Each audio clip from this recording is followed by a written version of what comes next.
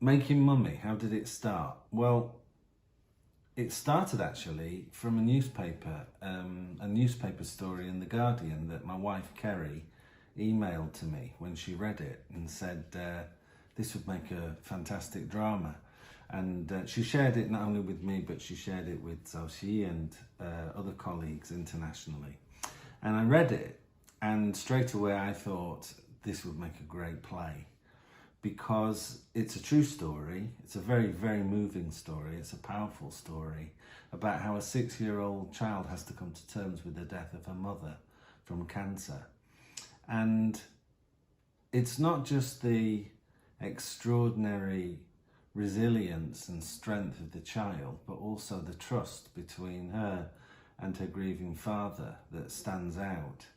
And it immediately established in my mind absolute proof, if ever I needed it, of how children really learn, how they use the imagination, and how human development, as written about by great thinkers like Vygotsky and Brunner, who we use a lot in our work, was being completely evidenced here by a 6-year-old child simply using a cardboard box to embody her absent mother and to use as an external or pivotal object to begin to dialogue and make sense with her experience of grief. So immediately, you didn't have to try and find an interesting angle on the story or an interesting plot. It was all there. It was all contained with how this child showed immense strength and human compassion and understanding of her own situation and, of course, what had happened to the family. So then instantly I thought, not only would this make a great play, I knew exactly what play I wanted to write, almost right down to the structure of every scene before I even sat down to plan it. So I was able to start straight away once I'd convinced my colleagues at Drama Rainbow that something as difficult as this would actually make a good idea for a play. And even though I knew that it might perhaps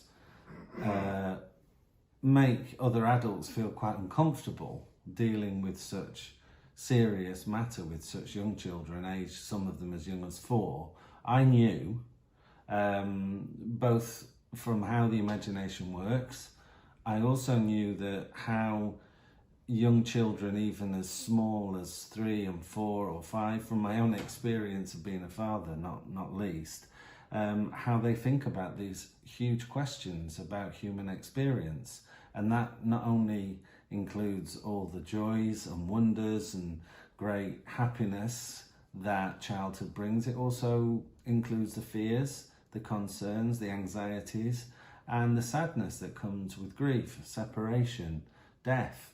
All of those things are as much a part of a small child's life as those other things that we prefer to focus on. So for me, it was an obvious step, and it was very easy to persuade people at Drama Rainbow that it was a very powerful story. And of course, I also knew that because of the way that the girl actually in reality dealt with the loss of her parents, I knew that that would also work for an audience. So I could start straight away, and I knew exactly what it was I wanted to do. It's very interesting because often when you're writing a play for theatre and education, you are always aware of your audience in the sense of the age group that you're targeting it at, but you're often not that conscious of how it's going to fit into a whole participatory programme. So what the participatory elements either before it, during it or after it are going to be. But the, again, unique thing about Making Mummy was not only was the story so clear that I knew exactly what play I wanted to write and how I wanted to write it, I also knew what I felt would be the best structure for a theatre and education programme from the very beginning. So the two things evolved side by side as I was actually working on it. Usually that's not the case. Often you write the play, you're aware of your audience in terms of the material and how you're exploring it for the audience, but it's only afterwards that you think, oh, okay, so how can I build participation around this to deepen our understanding? Whereas in this one, it was instant, because the whole climax of the story is that in what the little girl does is she says she wants to take her cardboard mother into school to show and tell. And of course, this is very frightening for the father, because he thinks children can be very cruel, this is going to be exposing.